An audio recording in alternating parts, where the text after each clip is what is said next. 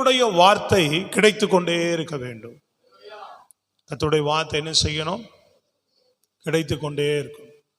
Sister Marima sir இப்படி வாங்க, இங்கே வந்து உட்காருங்க, இந்த ஃபஸ்ட்டு சீட்டுக்கு வாங்க, நீங்கள் முன்னாடி வாங்கம்மா. ஏன் அங்கே சீட்டு காலியாக இருக்கா தெரியலையா? அதுக்கு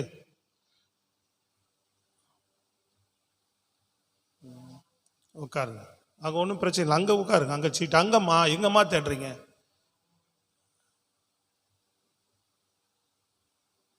பிரைஸ் தி லார்ட், ஹல்லேலூயா. சொல்லுங்களேன், நல்ல கரங்களை உயர்த்தி.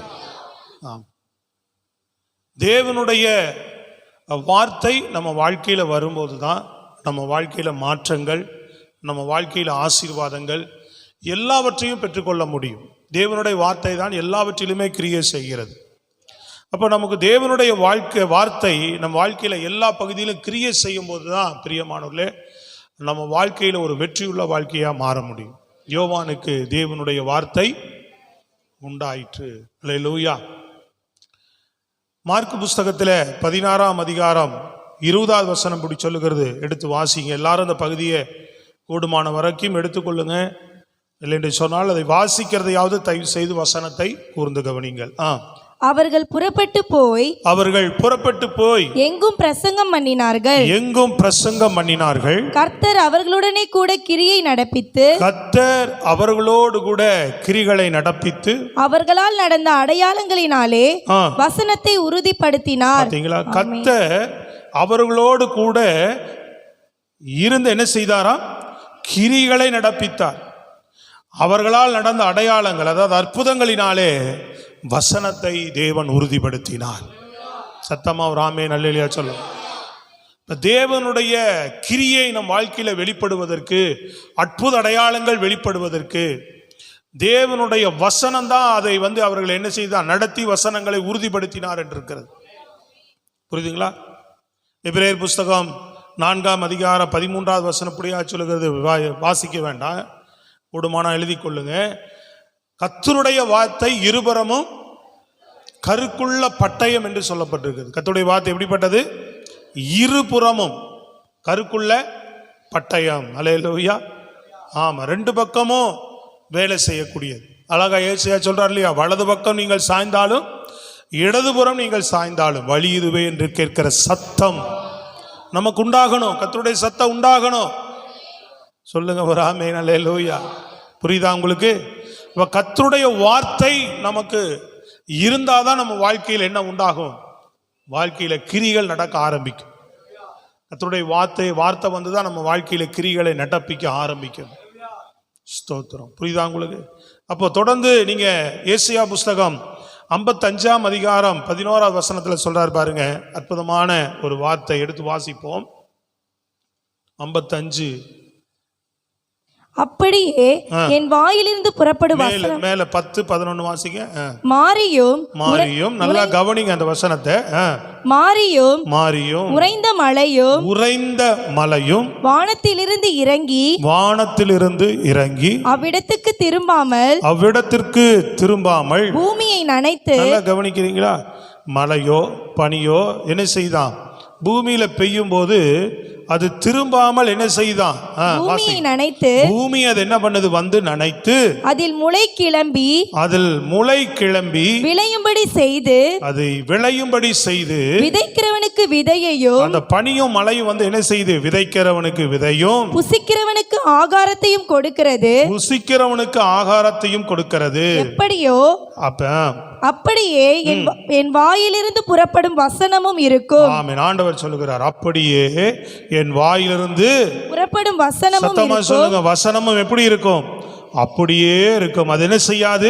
வெறுமையாய் என்னிடத்தில் திரும்பாமல் அது நான் விரும்பினதை செய்து நான் அதை அனுப்பின காரியமாகும்படி வாய்க்கும். சத்தமா கையை உயர்த்தி சொல்லு.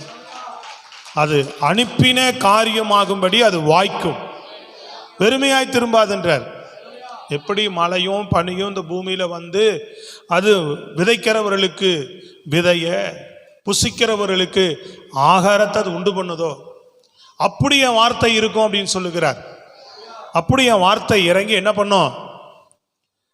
உங்க வாழ்க்கையில ஒரு கிரியை நடப்பிக்கும். உங்களுக்கு என்ன காரியத்துக்காக என் வார்த்தையை அனுப்புறேனோ, என்ன விஷயத்திற்காக என் வசனத்தை நான் அனுப்புகிறேனோ, அந்த வார்த்தை உங்க வாழ்க்கையில வந்து சும்மா வந்துட்டு போகாது. அது என்ன பகுதிக்கானாலும் சரிதான். என்ன காரியத்திற்காக கர்த்தர் தம்முடைய வார்த்தையை உங்களுக்கு அனுப்புகிறாரோ, கவனிக்க, புரியுதா, விளங்குதா? அது வந்து என்ன காரியத்துக்கு அனுப்ப அது உங்க வாழ்க்கையில கிரியை செய்யுமா? அது என்ன செய்யாதுன்னு சொல்லப்படுகிறது? வெறுமையாய், தேவனிடத்துல ஒரு நாள் வெறுமையாய் திரும்பாது. அது பலன் கொடுக்கக்கூடியது. கைகளை தட்டி சொல்லுங்க, தேவனுடைய வசனம் அது என் வாழ்க்கையில் என்ன செய்யக்கூடியது? பலன் கொடுக்கக்கூடியது, கிரியை செய்யக்கூடியது, வெறுமையாய் திரும்பாது. அதனால தேவனுடைய வசனத்தை நல்லா கவனித்துக் கொள்ளுங்க.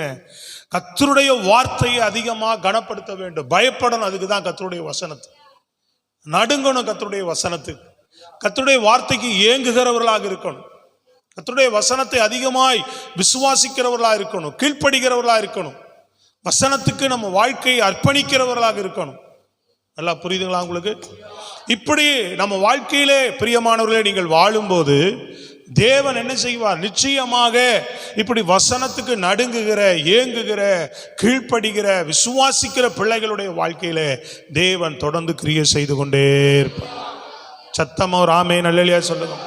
இல்லைன்னா நம்ம வாழ்க்கை வெறுமையாவே இருக்கும், பலன் இருக்காது. ஒரு நிலம் இருக்கிறது என்று சொன்னால் அதான் அங்க ஆண்டவர் சொல்லுகிறார், அந்த நிலத்துல என்ன உண்டாகணும்? மழை பெய்யணும், பனி பெய்யணும், வெயில் அடிக்கணும். சொல்றது விளங்குதாங்க? இந்த மூணும் இல்லைன்னா அந்த நிலம் என்ன நிலமாயிரு? தரிசு நிலமா போகும், வீணா போகிறோம், பயனற்ற நிலமா போகும், அது பயிர் நிலமா இருக்காது.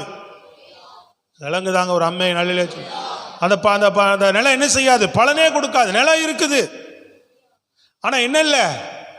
சத்தமா சொல்லுங்க, பலன் இல்லாத நிலம், பலனே இல்லை அந்த நிலத்துல.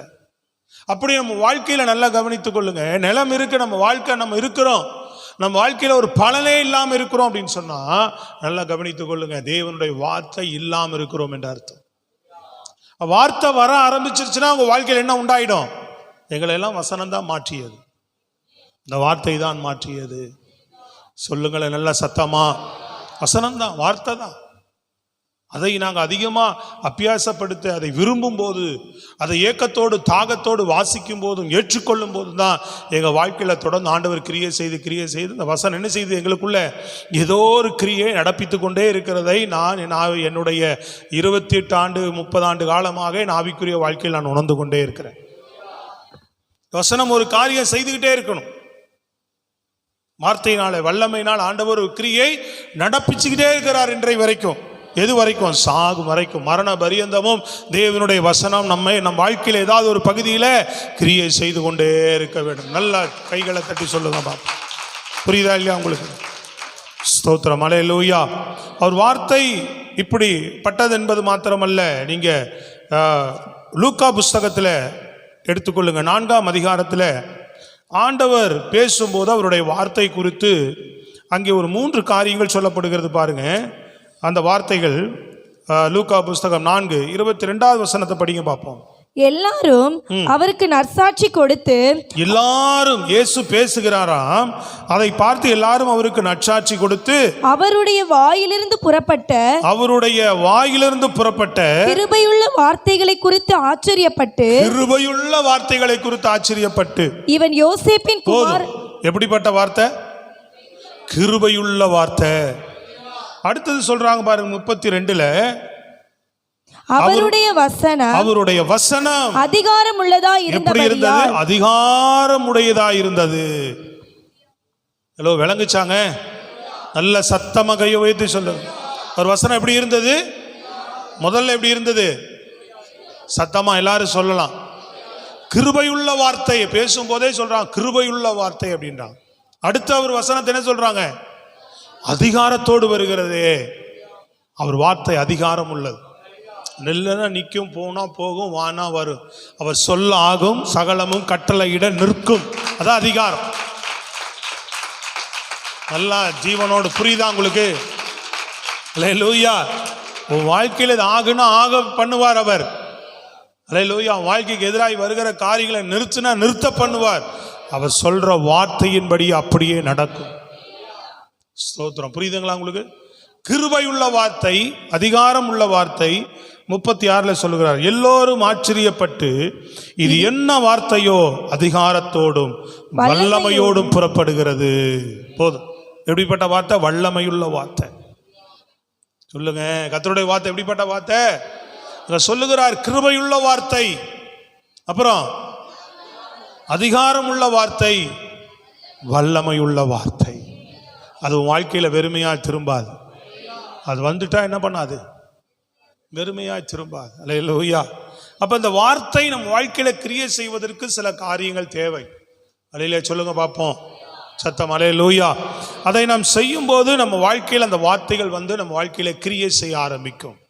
ஆமென். முதல்ல நம்ம பார்க்கிறோம், வார்த்தையை நம்ம என்ன செய்யணும்னு கேட்டீங்கன்னா, பிரியமானவர்களே, விசுவாசிக்க வேண்டும்.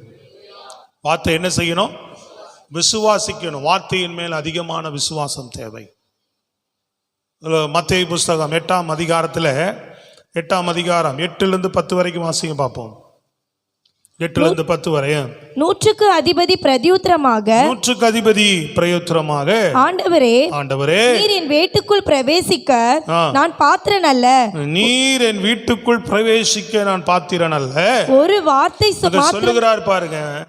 ஒரு வார்த்தை மாத்திரம் சொல்லும். ஒரு வார்த்தை மாத்திரம் சொல்லும். அப்பொழுது என் வேலைக்காரன் சொஸ்தமாவான். அப்பொழுது என் வேலைக்காரன் சொஸ்தமாவான். நான் அதிகாரத்துக்கு கீழ்ப்பட்டவனாய் இருந்தும் எனக்கு கீழ்ப்பட்டிருக்கிற சேவகரும் உண்டு. நான் ஒருவனை போவென்றால் போகிறான், மற்றொருவனை வாவென்றால் வருகிறான். என் வேலைக்காரனை இதை செய் என்றால் செய்கிறான் என்றான். இயேசு இதை கேட்டு ஆச்சரியப்பட்டு தமக்கு பின் செல்லுகிறவர்களை நோக்கி, இஸ்ரவேலருக்குள்ளே நான் இப்படிப்பட்ட விசுவாசத்தை காணவில்லை என்று மெய்யாகவே உங்களுக்கு சொல்லுகிறேன் என்று சொன்னார். சத்தமா சொல்லுங்க அல்லேலூயா. மெய்யாகவே உங்களுக்கு சொல்லுகிறேன், இப்படிப்பட்ட விசுவாசத்தை நான் என்ன செய்யல? இஸ்ரவேலருக்குள்ளும் நான் பார்க்கவில்லை, இஸ்ரவேலருக்குள்ளும் நான் காணவில்லை. என்னது? அவன் சொல்லுகிறான் ஆண்டவரிடத்தில், அப்பா நீங்க வர வேணாம், உங்க வசனத்தை அனுப்புங்க. வியாதியோடு இருக்கிற தன்னுடைய வேலைக்காரனுக்காக, நல்ல கவனிங்க, ஆண்டவரிடத்துல போய் விண்ணப்பம் பண்றான். ஆண்டவர்கிட்ட கேட்கிறான், உங்க வசனம் வந்தா போதும், என் வியாதி சுகமாயிடும். அவர் வசனத்தை அனுப்பி நம்மை குணமாக்குகிறவர். சொல்றது புரியுதுங்களா? இப்படி நம்ம வாழ்க்கையில், ஆண்டவரே உங்க வசனத்தை அனுப்பி என்னை குணமாக்குங்கப்பா. உங்க வார்த்தை என் வாழ்க்கையில வந்துட்டா போதும். நீங்க ஒரு வார்த்தை சொல்லிட்டா போதும், என் பலவீனம் மாறி போயிடுமே, என் வியாதி மாறி போயிடுமே, என் பிரச்சனைகள் தீர்ந்து போயிடுமே என்று தேவனுடைய சமூகத்தில் நம்ம என்ன செய்யணும்? விளங்குதாங்க? நல்ல கைகளை தட்டி சொல்லுங்க. இன்னைக்கு என்ன பண்றோம்? வியாதி, பலவீனம், பிரச்சனை எதுவானாலும் என்ன செஞ்சுக்கிட்டு இருக்கிறோம்? ஒரு பக்கம் நம்ம என்ன சரீர பிரகாரமா உலக பிரகாரமா தேட வேண்டியதே தான் தேடிட்டு செய்துட்டு இருக்கிறோம். Praise the Lord. அதை செய்யுங்க, தவறு இல்லை. மருத்துவம் பார்க்கறது தவறு இல்லை. ஆனா அது வந்து என்னைக்குமே ஒரு தீர்வே ஆகாது. மருத்துவம் வந்து என்னைக்குமே ஒரு, கவனிக்கிறீங்களா, ஒரு தீர்வே ஆகாது. அப்போ தேவன் தான் நமக்கு ஒரு தீர்வு. நானே உன் நல்ல பரிகாரின்னு சொன்னார். கர்த்தர் தான் உனக்கு, நான் உனக்கு. அப்போ உங்க வசனம் என் வாழ்க்கையில், ஆண்டவர் உங்க வார்த்தை எனக்குள்ள வெளிப்படட்டும், உங்க வார்த்தை என் வாழ்க்கையில வரட்ட ஆண்டவரே, என் பலவீனம் மாற, நான் சுகமடைய. உங்க அவயங்களை எல்லாவற்றையும் என்ன பண்ணணும்? ஆண்டவர்கிட்ட ஒப்பு கொடுத்து உங்க வார்த்தை அனுப்புங்க. ஆண்டவர் வார்த்தை வந்து நம்ம வாழ்க்கையில கிரியை செய்திருச்சுன்னா எப்படி இருக்கும் பாரு. ஒரே வார்த்தை தான் சொல்லுங்க. அல்லேலூயா. ஒரே ஒரு வார்த்தை சொல்லுங்க. என்ன சொன்னார் ஆண்டவர்? நீ போ, உன் வேலைக்காரன் சுகமா இருக்கிறான். அல்லேலூயா. நீ போ, வேலைக்காரன் எப்படி இருக்கிறான்? சுகமா இருக்கிறான்னு சொல்லிட்டார். சோத்திரம். ஒரே வார்த்தை தான் சொன்னார். போன அந்த நிமிடமே, அவர் சொன்ன அந்த நொடியிலேயே அங்க சுகமாயிட்டானா. கையை தட்டி சொல்லுங்க, விளங்குச்சாங்க? இங்க சொல்றாரு, அவன் போறதுக்கு ரொம்ப லேட் ஆச்சு. எப்ப சுகமானான்னு விசாரிக்கிறான். இந்த மணி நேரத்தில், இந்த நிமிஷத்துல சுகமானார். அப்ப அவன் யோசிக்கிறான், ஆண்டவர் சொன்ன அதே மணி நேரம் அதுதான். சோத்திரம். அல்லேலூயா. அவன் வீட்டுக்கு போற வரைக்கும் அவன் சுகமாகாம இல்லை. புரியுதாங்க? இன்றைக்கு தேவனுடைய பிள்ளைகளா இருக்கிறோம். நல்லா கவனிங்க, வார்த்தை தான் எல்லாத்தையும் மையப்படுத்தி செய்கிறார். இன்னைக்கு வசனம் நம்ம வாழ்க்கையில வருவதற்கு ஒரு விசுவாசத்தோடு கூட, ஆண்டவரே உங்க வார்த்தையை அனுப்பி என் வாழ்க்கையில் என்ன செய்யுங்க, ஒரு கிரியை நடப்பீங்க. 9ஆம் அதிகாரம் மத்தேயு 9:2 எடுத்து வாசிங்க பார்ப்போம். 9:2. அங்கே படுக்கையிலே கிடந்த ஒரு திமிர்வாதக்காரனை அவரிடத்தில் கொண்டு வந்தார்கள். இயேசு அவர்களுடைய விசுவாசத்தை கண்டு திமிர்வாதக்காரனை நோக்கி மகனே, திடன் கொள், உன் பாவங்கள் உனக்கு மன்னிக்கப்பட்டது என்றார். ஒரே வார்த்தை தான் சொல்றாரு, உன் பாவம் விளங்குதாங்க. ஸ்தோத்திரம், அல்லேலூயா. அப்ப நம்ம பாவம் மன்னிக்கப்பட ஆண்டவர் வார்த்தை நமக்குள்ள வரணும். நம்ம வியாதி நீங்க ஒரு வார்த்தை நமக்கு வரணும். ஸ்தோத்திரம், அல்லேலூயா. அவர் ஒரு வார்த்தை உன் பாவத்தை நான் மன்னிச்சிட்டேன்னு சொன்னார்னா முடிஞ்சுது. அவர் ஒரு வார்த்தை நீ சுகமானாயின்னு சொன்னார்னா முடிஞ்சுது நம்ம வாழ்க்கை. சொல்லுங்களேங்க, ஒரு வார்த்தை உன் பாவங்கள், ஆண்டவரே நான் பாவி, நான் தவறு இருக்கு, என்கிட்ட குற்றம் இருக்கு, 4 பேர் சொல்றதெல்லாம் வேற, நான் நம்ம வாழ்க்கையில நம்ம இருதயத்தில் ஆண்டவரே எங்கிட்ட இருக்கிற குறைகள், எங்கிட்ட இருக்கிற குற்றங்கள் மன்னிக்கணுமே அப்படின்னு கேட்கும்போது ஆண்டவர் உன் பாவம் மன்னிக்கப்பட்டது அப்படின்னு ஒரு வார்த்தை சொல்லுங்க. அல்லேலூயா. அவர் சொல்லாத வரைக்கும் என்ன ஆகாது? வாய் திறந்து சொல்லுங்க. அவர் சொல்லாத வரைக்கும் என்ன ஆகாதுங்க? மன்னிக்கப்படாது. நம்மளை நாமளே திருப்திப்படுத்திக் கொள்கிறது இல்லை. அவர் சொல்லாத வரைக்கும் சுகமாகாது. அது என்ன பண்ணிட்டே இருக்கும், கடைசி வரைக்கும் நம்ம வாழ்க்கையில் அந்த பலவீனங்கள் சுத்திக்கிட்டே இருக்கும். அப்ப விசுவாசம் தேவை. இங்க பார்க்கிறோம், அவன் விசுவாசத்தோடு தேவனுடைய வார்த்தைக்கு ஏங்குறான். இப்படி கர்த்தருடைய வார்த்தை நம்ம வாழ்க்கையில வெளிப்படணும். எத்தனை பேர் ஆண்டவரே இந்த வார்த்தை எனக்கு வேணும், என் வாழ்க்கையில நான் சுகம் பெற்றுக்கொள்வதற்கு கர்த்தருடைய வார்த்தை. இப்ப நம்ம ஏதோ கிறிஸ்தவனா இருந்துட்டு சும்மா சபைக்கு வந்துட்டு போறது அப்படின்றத விட இப்படிப்பட்ட ஒரு காரியங்களை இருக்கு, எல்லா நன்மைகளையும், ஒன்றுமே குறைவில்லாத சகல நன்மைகளையும் தேவன் நமக்கு வைத்திருக்கிறார். நாம தான் அறிஞ்சு அவைகளை நாம தான் பெற்றுக்கொள்கிறவர்களா இருக்கணும். ஸ்தோத்திரம், அல்லேலூயா. எல்லாவற்றையும் கர்த்தர் வைத்திருக்கிறார், எல்லாவற்றையும் நமக்கு வைத்திருக்கிறார். நாம் அதை அறியாம, நாம் அதை பெற்றுக்கொள்ளாம, நாம் அதை அனுபவிக்காமல் இருக்கும்போது ஒன்றுமே செய்ய முடியாது. ஸ்தோத்திரம், அல்லேலூயா.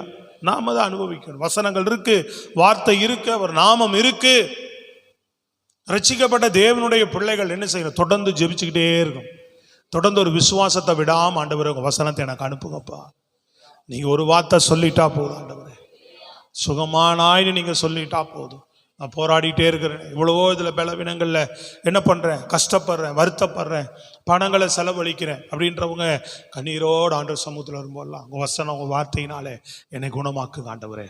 அவர் வசனத்தை அனுப்பி நம்மை குணமாக்குறாராம், வார்த்தை அனுப்பி நம்மை குணமாக்குறாராம், அவர் வார்த்தை அனுப்பி நம்மளை மன்னிக்கிறாராம். ஒரே வார்த்தை மன்னித்தேன்னு சொன்னா முடிஞ்சுதா இல்லையா? சொல்லுங்க, அல்லேலூயா. யார் மன்னிச்சாங்களோ இல்லையோ, என் தேவன் என்னை மன்னித்திருக்கிறார் என்ற நிச்சயம் நமக்கு எப்பொழுது இருக்கணும். கையை தட்டி சொல்லுங்க, அல்லேலூயா. எப்பவுமே என்ன இருக்கணும்? தேவன் என்னை மன்னித்து விட்டார் என்கிற ஒரு பெரிய நிச்சயம் இருக்கு. யோவான் புஸ்தகம் 5ஆம் அதிகாரம் 8வது வசனத்தில் பார்க்கிறோம். பாருங்க, 38 வருடம் வியாதியஸ்தனவன். எத்தனை வருடம்? வாசிங்க அதை. 5:8.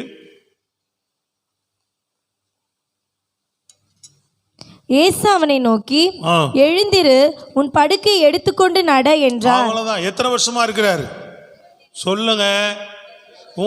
உங்க பிரச்சனை எத்தனை வருஷமா இருந்துட்டு போட்டோம். அந்த படுத்த படுக்கையோடு இருந்தவன் எத்தனை நாள் இருந்தான்னு தெரியாது. அவனுக்குள்ள இருந்த பாவம் தான் அவனை வியாதியில படுக்க வச்சிருச்சு. சில பேருக்கு சில பாவங்கள்னால கூட பலவீனங்கள் வர்றதுக்கு வாய்ப்பு இருக்கு இல்லையா? சில சாப்பாடு ஆகாரங்கள் ஒத்துப்போகாதனால, இயற்கை சீற்றங்கள்னால வருதுண்டு, நம்ம தவறுனாலும் பலவீனங்கள் வருவதுண்டு. புரியுதா உங்களுக்கு? அப்போ இவன் 38 வருஷம் பலவீனம் உள்ளவன். கவனிக்கிறீங்களா? என்ன எத்தனை வருஷம்? 38 வருஷம். ஒரே வார்த்தை தான் சொன்னார், படிக்க எடுத்துக்கொண்டு நட. ஒரே ஒரு வார்த்தை. அது அருமையான பக்தர் பாரான்ல, ஒரு வார்த்தை சொல்லும் கர்த்தாவே, என் வாழ்க்கையெல்லாம் செழிப்பாகுமே. கைகளை வைத்தி, ஒரு கைகளை தட்டி, கர்த்தாவே என் வாழ்க்கையெல்லாம் செழிப்பாகுமே, உன் வார்த்தையிலே சுகம், உன் வார்த்தையிலே மதுரம், உன் வார்த்தையிலே எல்லாம் சந்தோஷம். உன் வார்த்தையிலே சுகம், வார்த்தையிலே மதுரம், வார்த்தையிலே எல்லாம் சந்தோஷம். ஆமென். ஒரு வார்த்தை சொல்லும் கர்த்தாவே, என் வாழ்க்கை உணர்ந்து பாடுங்க. செழிப்பாகுமே ஒரு வார்த்தை சொல்லும் கர்த்தாவே, என் வாழ்க்கை எல்லாம் செழிப்பாகுமே. உன் வார்த்தையிலே சுகம், உன் வார்த்தையிலே மதுரம், உன் வார்த்தையிலே எல்லாம் சந்தோஷம். உன் வார்த்தையிலே எல்லாரும் சத்தமா குரலை உயர்த்தி, வார்த்தையிலே மதுரம், உன் வார்த்தையிலே எல்லாம் சந்தோஷம். நல்ல கைகளை தட்டி ஜீவனோடு கூட ஆமென். கரெக்டா வச்சு தேவனுடைய ஒரே ஒரு வார்த்தை நம்ம வாழ்க்கையில வெளிப்பட்டுட்டா போதும். கொஞ்சம் நிமிர்ந்து உட்கார்ந்துங்க, கேளுங்க வசனத்தை முதல்ல. அல்லேலூயா. ஒரு வார்த்தை படிக்க எடுத்துக்கொண்டு நட. 38 வருஷ பிரச்சனைங்க. உன் வாழ்க்கையில் எத்தனை வருஷம் பிரச்சனையாக தான் இருந்துட்டு போட்டோம். நான் சொல்றது புரியுதுங்களா உங்களுக்கு? எத்தனை வருஷம் பலவீனங்களா இருந்துட்டு இருக்கட்டும்.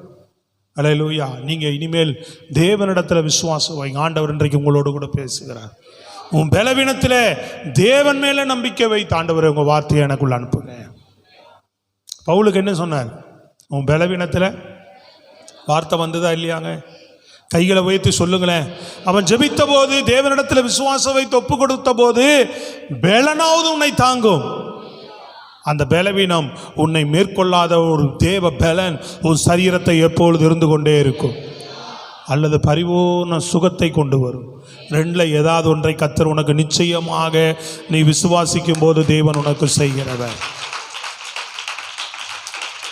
புரியுதா உங்களுக்கு? உன் பாவத்தை மன்னிக்கிறதுக்கும் அப்படிதான். 2 காரியங்கள் ஒரே இதில் 2 காரியங்களை சொல்றேன். அதுக்கு என்ன தேவை சொல்லுங்க? என்ன தேவை? விசுவாசமா தேவனுடைய வார்த்தை வாழ்க்கையில் வந்துட்டா போதுமா ஆண்டவரே? ஸ்தோத்திரம். அல்லேலூயா.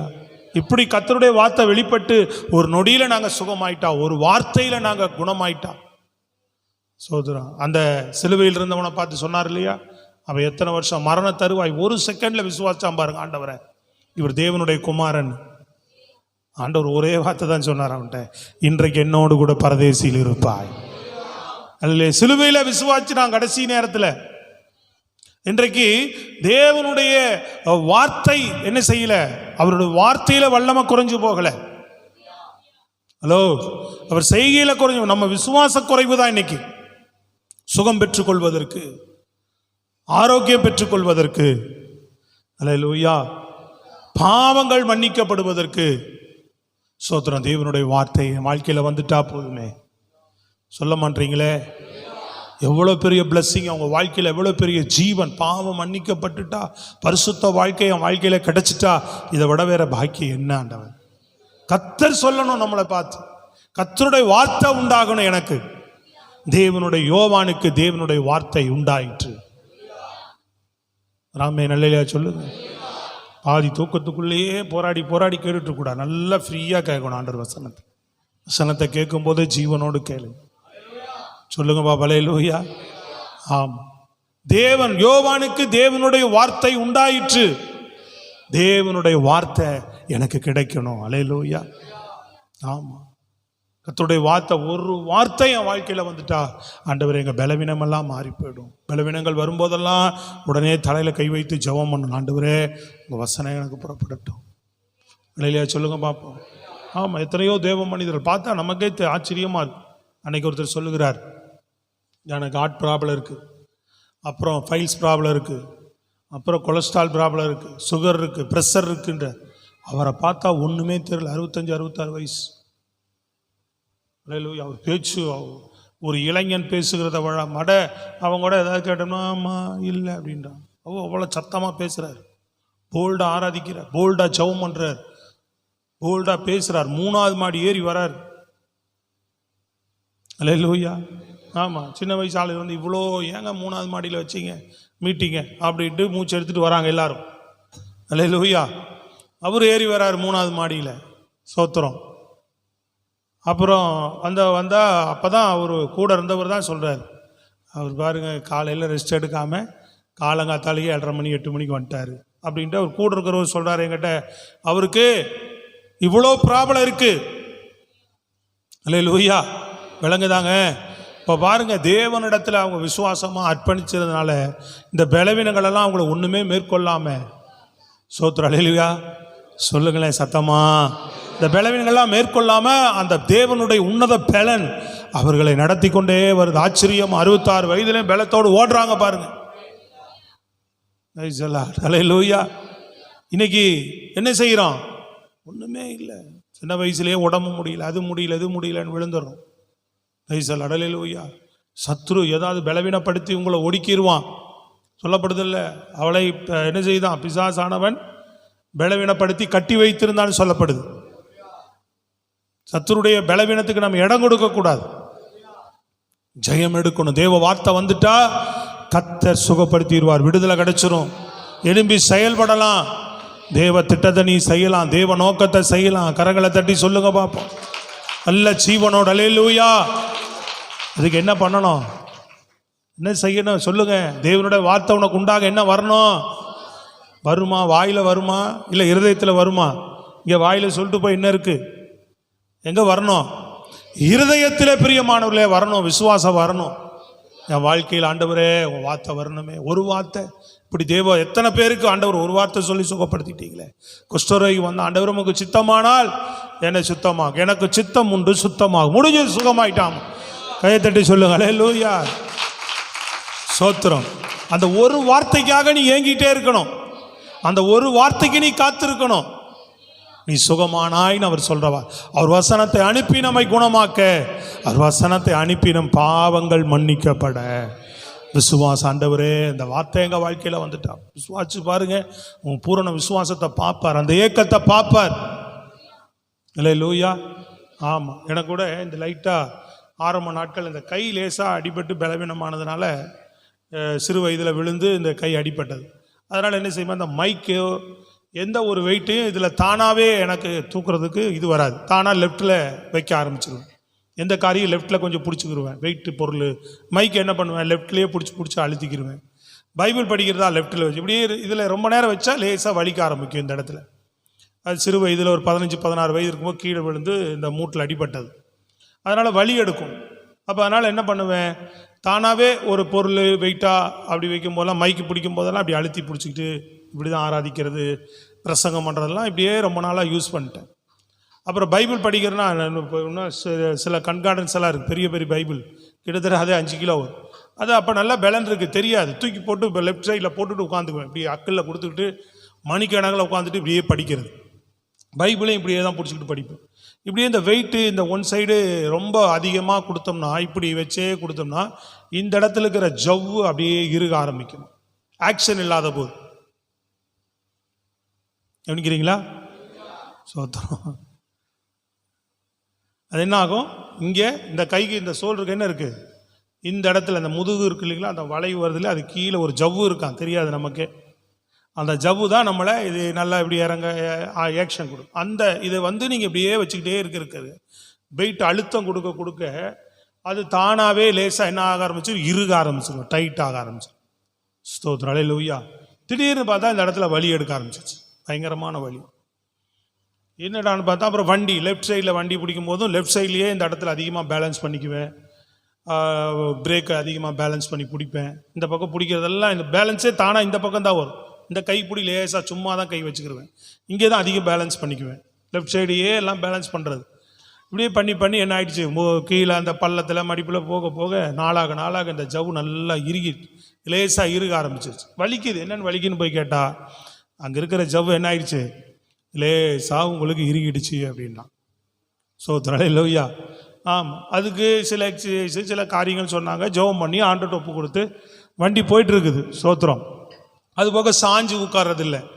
நம்ம என்ன பண்ணுவோம், பாடி வெயிட்டை போட்டு இப்படி கீழே அப்படி வந்தால் இப்படிலாம் உட்காரும்போது சாய்மானம் இல்லாத போது அப்போல்லாம் மணிக்கணக்கில் செவுத்தை பார்த்து முட்டி போட்டோ கீழே உட்காந்தா ஜெபம் பண்ணுறது, புரியுதுங்களா? செவுத்தை பார்த்து முட்டி போட்டு அப்படியே மணிக்கணக்கில் உட்காந்துருவேன். நான்லாம் எழுந்து நிற்கிறதோ நடக்கிறதோ அப்படிலாம் செய்யவே மாட்டேன்.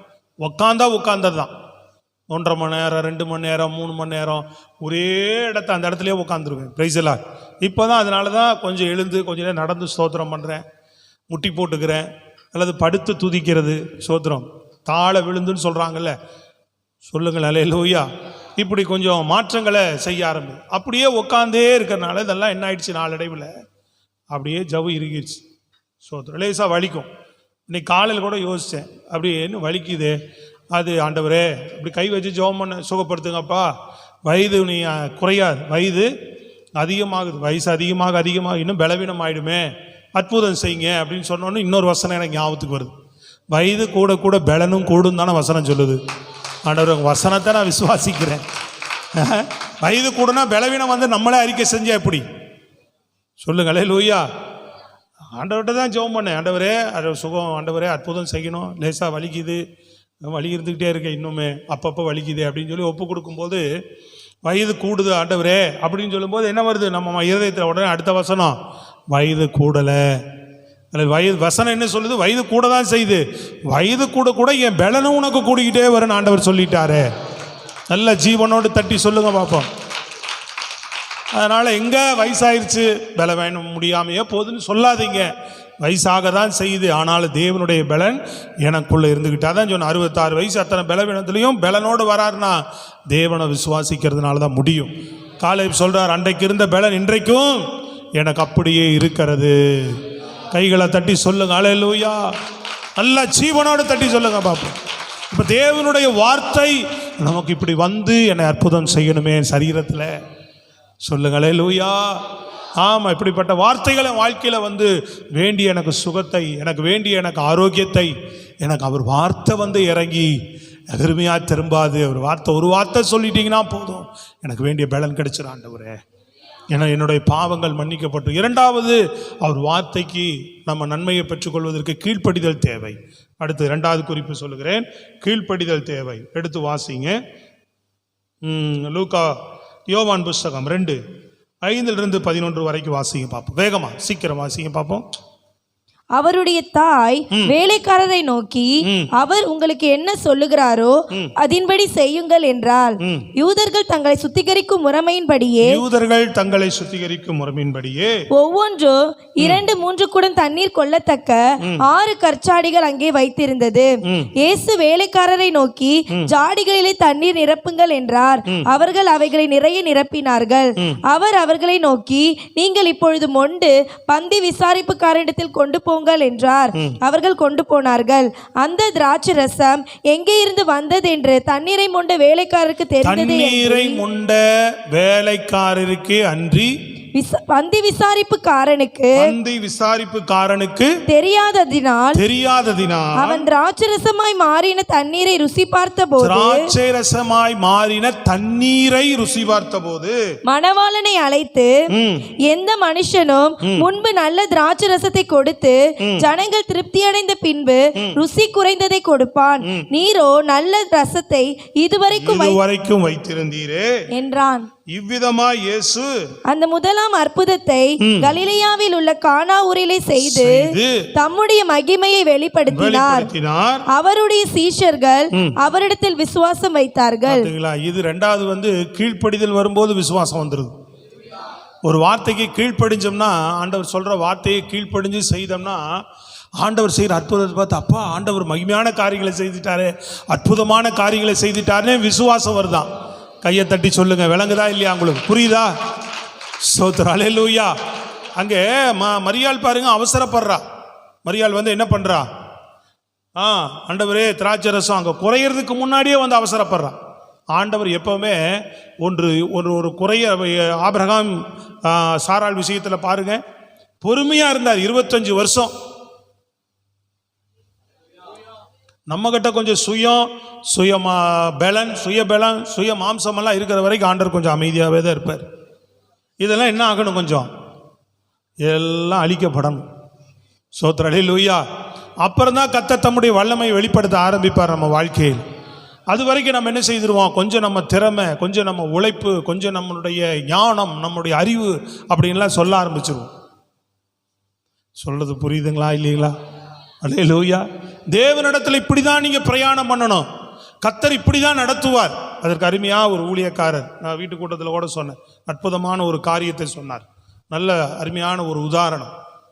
பிரைஸ் எல்லாம் அல்லேலூயா.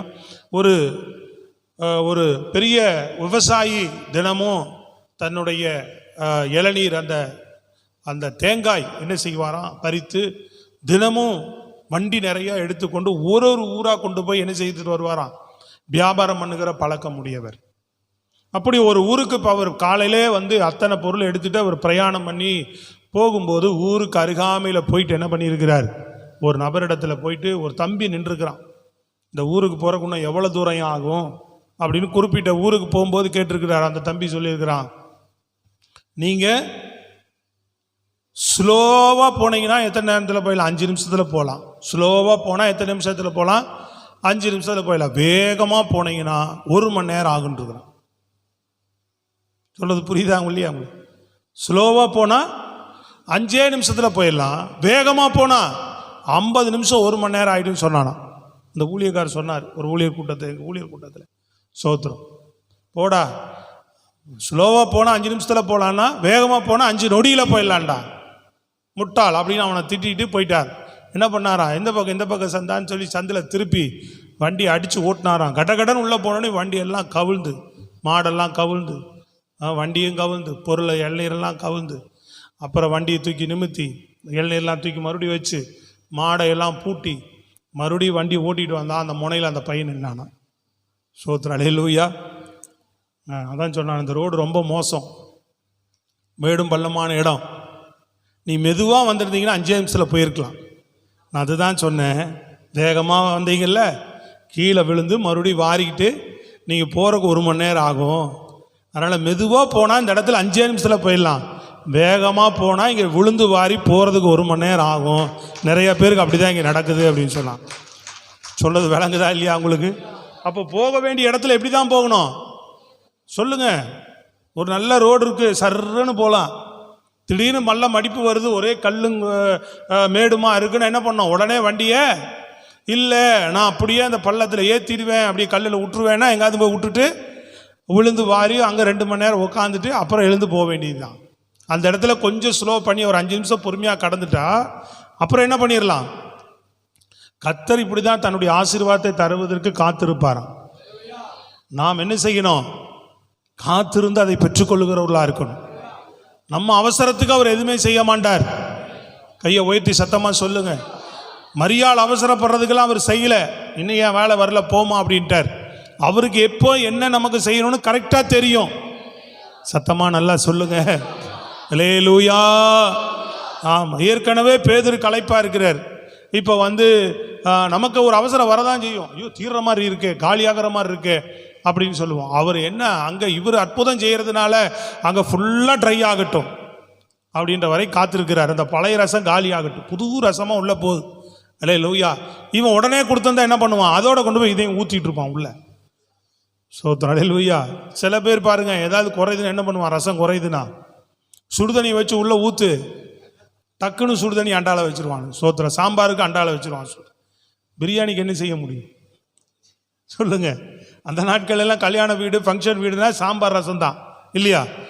குறைஞ்சிட்டே வருதுன்னு என்ன பண்ணிடுவான், சுடுதண்ணி வச்சுருவாங்க. ரைஸில் சாம்பார் உடனே டக்குன்னு சுடுதண்ணி கொஞ்சம் கொஞ்சம் ஊற்றி உப்பை போட்டுருவான். என்னையா டேஸ்ட்டே மாறி போச்சுமா. விளங்குதா இல்லையாங்க.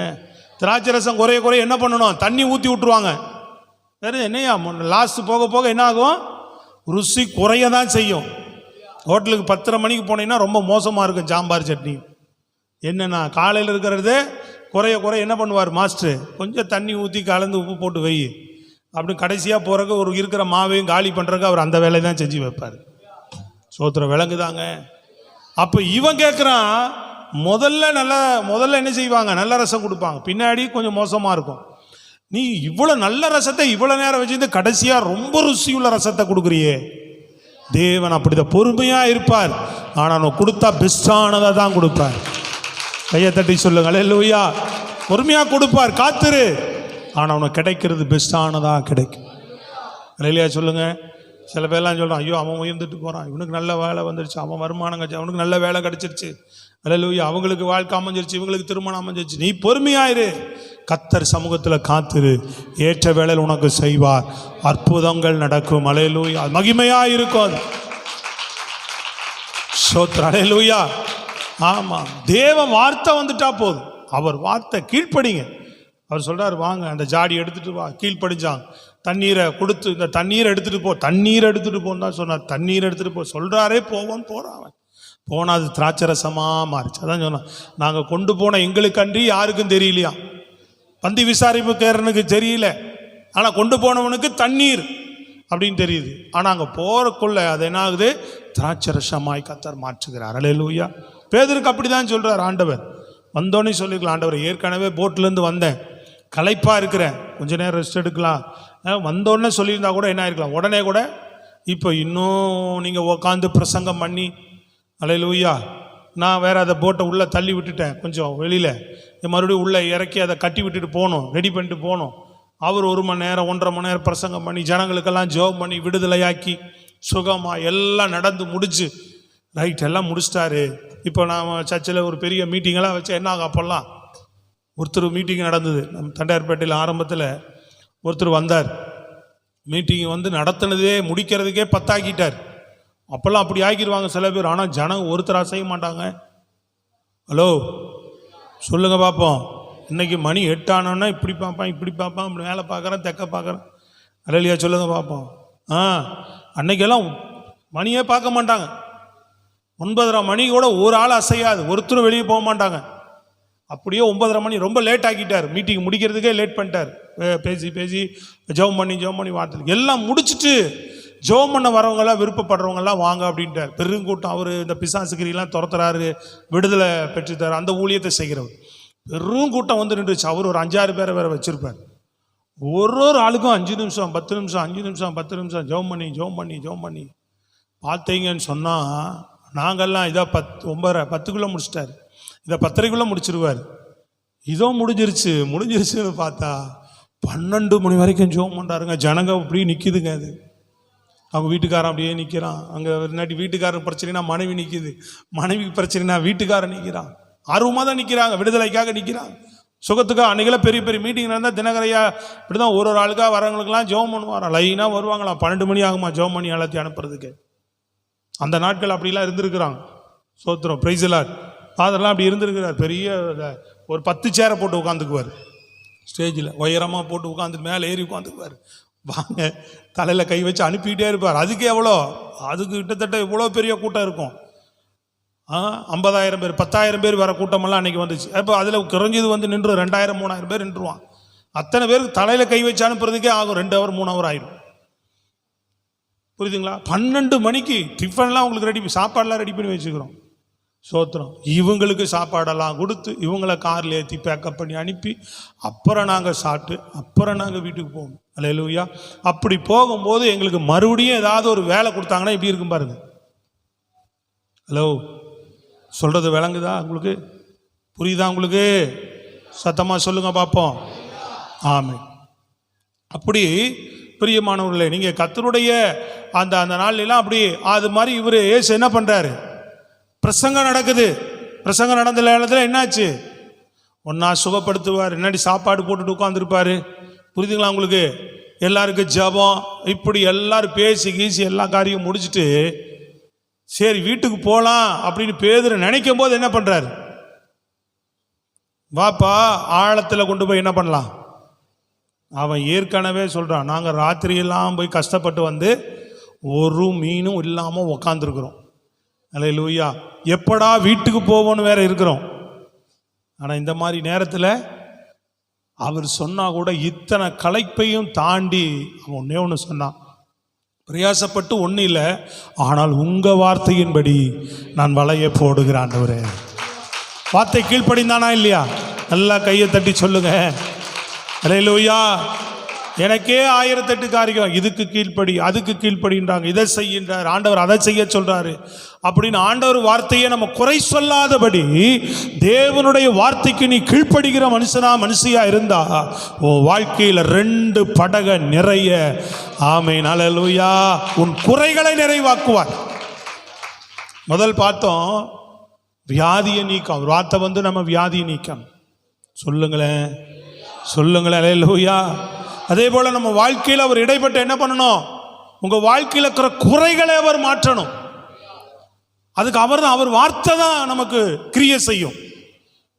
சொல்லுங்க, அவர் என்ன சொல்லுகிறாரோ அதன்படி, அவர் சொன்னபடி அவங்க செய்தாங்க. தண்ணீர் திராட்சரசம் ஆயிடுச்சு. அவர் சொன்னபடி செஞ்சா 2 படகு நிறைய மீன் அள்ளிட்டான். கையை தட்டி சொல்லுங்க, அவர் நமக்கு வழிகாட்டணும். பொருளாதாரத்தில் என் குறை நீங்கி நான் ஆசீர்வதிக்கப்பட அவர் எனக்கு வழிகாட்டணும். அவர் வசனம் வார்த்தை வந்து, எப்பா இதிலிருந்து இப்படி போப்பா, இதை செய்ப்பா, இப்படி பண்ணுப்பான்னு சொல்லி எனக்கு அவர் என்ன பண்ணணும், தன்னுடைய வார்த்தையை கொடுத்து பொருளாதார ரீதியாக என் வாழ்க்கையில் இருக்கிற குறைகள் நீங்கும்படியான தேவனுடைய வார்த்தை எனக்கு உண்டாகணும். சொல்லுங்களேன் நல்ல சத்தமா.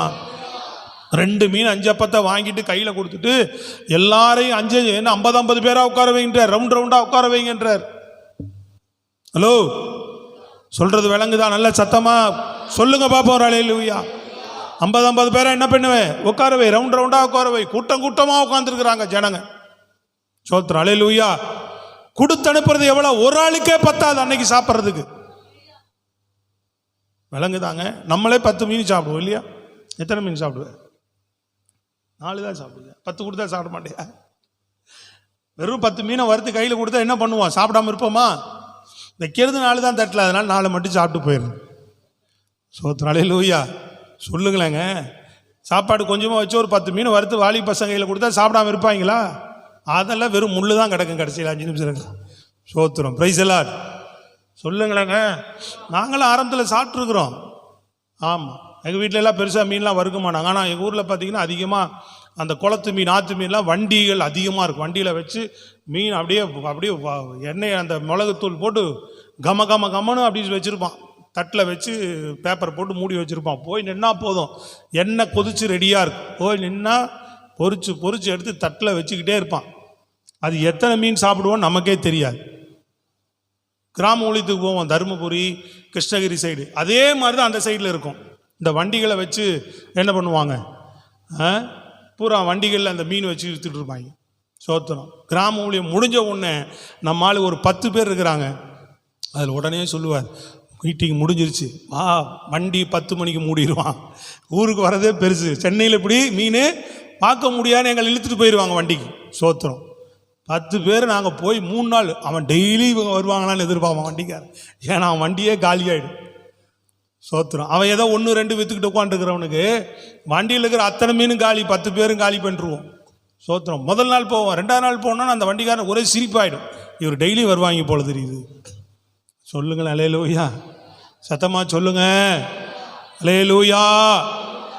அது மாதிரி ஆண்டவர் நம்ம வாழ்க்கையில் என்ன செய்யணும் பிரியமானவர்களே, நம்ம குறை நீங்கிறதுக்கு கர்த்தர் இடைப்படணும். நம்ம வாழ்க்கையில் குறை நீங்குவதற்கு ஆலோசனை, இப்படி போ, இதை பண்ணு, அதை செய்யுன்னு சொல்லி நம்மளை வழிநடத்தி அவர் வார்த்தை உண்டாயிட்டா போதும் பிரியமானவர். அதுக்கு கீழ்ப்படிய கற்றுக்கொள்ளணும். இது போனால் சரியா வருமா, அது போனால் சரியா வருமா, இதுக்கு நான் கீழ்ப்படிஞ்சாகணுமா, அதுக்கு கீழ்ப்படிஞ்சாகணுமா அப்படிலாம் சொல்லக்கூடாது. கர்த்தர் ஆமாம் உன்னை ஆசீர்வதிக்கிறதுக்கு தசமபா காணிக்கல உண்மையாக விதைனா விதைச்சு தான் ஆகணும். கொடுக்கறதுக்கு எனக்கு மனமே வராது அப்படின்னா உன்னை என்ன செய்ய முடியாது. நீ கீழ்ப்படியாத வரைக்கும் உன் வாழ்க்கையில் அந்த ஆசீர்வாதத்தை நீ பெறவே முடியாது. சோத்ராமா. அதே லைஃப் நீ கடைசி வரைக்கும் உன் முன்னாடி இருந்து திரும்பிப்பாரு, கடைசியிலையும் திரும்பிப்பாரு, அப்படியே தான் இருக்கும். கீழ்ப்படிய சொன்னால் என்ன பண்ணணும்? சூழ்நிலைக்கு அந்த சாரிபாதி விதவி ஒன்றுமே இல்லை, கொஞ்சமாவது என்ன, அது கீழ்ப்படிஞ்சிட்டா அவ்வளோதான். சொல்றது விளங்குதாங்க? கீழ்ப்படிந்தாதான் கர்த்தருடைய ஆசீர்வாதங்களை நாம் பெற்றுக்கொள்ள முடியும் எல்லாவற்றுக்கும். சத்தமாக கையை உயர்த்தி சொல்லுங்க அல்லேலூயா. இந்த வார்த்தைகள் நம்ம வாழ்க்கையில் வெளிப்படணுமே. நம்மை ஆசீர்வதிக்கிற, நம்ம குறைகளை நிறைவாக்குகிற தேவனுடைய வார்த்தை நம்ம வாழ்க்கையில் வெளிப்படும் போது பிரியமானவர்களே, 50 பேராக குறை வச்சு, அதான் சொல்ல வந்தேன், ஒரு ஆளே என்ன சாப்பிடுவோம், 5 மீன் 10 என்ன சாப்பிடுவோம், 7 அந்த நாளில் எவ்வளோ சாப்பிடுவாங்க பாருங்க. இருந்தது எவ்வளோ? 2 மீன் 5 அப்பந்தான். ஒரு ஆள் சாப்பாடை இப்போ 50 பேர், 5000 பேர், 10,000 பேர், 15,000 பேர் கூட இருப்பாங்க. ஏன்னா சகோதரர்கள் மட்டும்தான் 5000 பேர், ஆண்கள் மாத்திரம் 5000 சொல்லப்படுது. பெண்கள் எத்தனை, பிள்ளைகள் எத்தனை ஒன்றும் தெரியாது. சோத்திரம். சொல்றது புரியுதுங்களா உங்களுக்கு? இவ்வளவு திரளான அந்த ஜனங்கள் மத்தியிலே பிரைஸ் தி லார்ட் அந்த விசுவாசத்தோடு கீழ்ப்படிஞ்சு சீசர்கிட்ட கொடுக்குறார். கொண்டு போ அப்படின்றார். ஆண்டவரே, உள்ள போனா அரிச்சு எடுத்துருவானே என்ன. இப்போ மீட்டிங்கெல்லாம் நடக்குதுங்களா, அரசியல் மீட்டிங்கெல்லாம் சொல்கிறது புரியுதாங்க? அங்கே மீட்டிங் நடக்கும்போதே இவங்க பார்த்துட்டே இருக்கிறாங்களாம் 12 1 இவர் மீட்டிங்கை முடிக்க மாட்டார். அங்கே மீட்டிங் முடிக்கிறதுக்கு முன்னாடி என்ன பண்ணிடுறான் எல்லாம் எழுந்து, இப்போ தான் கேமரா எல்லாம் வச்சுக்கிட்டு சுற்றிக்கிட்டே இருக்கிறானே. அவர் பேசிக்கிட்டு இருக்கிறாரு, இங்கே சாப்பாட்டில் சண்டை நடக்குது. அல்லேலூயா. பிரியாணிக்கு அடிதுடி என்கிட்ட குடு, அந்த அம்மா எடுத்துட்டு குடுத்த பாத்திரத்தை பிடுங்கிட்டே போகிறான். புரியுதா இல்லையாங்க? பாத்திரத்தை குடு அப்படின்னு பிடுங்கிட்டே போயிட்டான் ஒருத்தன். அந்த மாதிரி இன்னைக்கு காலகட்டத்திலே அப்படி இருக்கு. அப்போ 2 மீன் 5 அப்போ அவன் பசியில் உட்காந்துருக்கிறான். இது உள்ளே போனால் என்ன நடக்கும்? 10,000 பேர் பாங்க. விசுவாசத்தோடு என்ன பண்ணுறான்? போய் பந்தி இடுன்றார் ஆண்டவர். கீழ்ப்படிஞ்சு போகிறான் பாரு, கொஞ்சம் தான் இருக்கு. அத்தனை எடுத்து கொடுக்குறான். ஒருத்தனுக்கு போனோடனே என்ன செய்கிறான்? 2 மீன் எடுத்து கொடுத்து 2 அப்பத்தை எடுத்து கையில் கொடுத்தா, மறுபடியும் இங்கே 2 மீன் இருக்குது. அப்போ இது பாட்டுக்கு அப்படியே எடுக்க விருத்து அப்படியே பெருகிட்டே இருக்குது. சோத்திரம் அலையிலையா சொல்லுங்க பார்ப்போம். எல்லாம் கொடுத்து மீதி 7 கூடு நிறைய ஆண்டவர் எடுத்து வைங்க, அதை வீணாக்காதீங்கன்னு சொன்னார். நல்லா கையை தட்டி சொல்லுங்க அல்லேலூயா. கர்த்தர் கொடுக்குற ஆசீர்வாதத்தை வீணாக்க கூடாது. ஆமாம், கீழ்ப்படிதல். இது எப்படி ஆண்டவரே நடக்கும், அது எப்படி ஆண்டவரே ஆகும், அப்படிலாம் இல்லை பிரியமான. இந்த வார்த்தை நமக்கு வரணும்.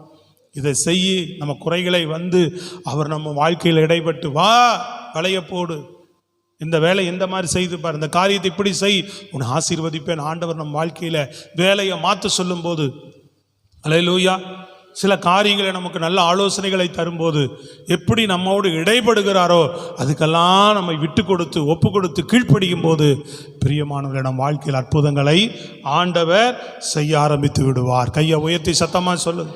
இஸ்ரவேல் ஜனங்களுக்கு சொல்லுகிறார், கேட்குறாங்க, இப்படியே நாங்கள் மன்னாவை சாப்பிட்டுக்கிட்டே வரமே, ஒன்றும் இல்லையே ஆண்டவரே.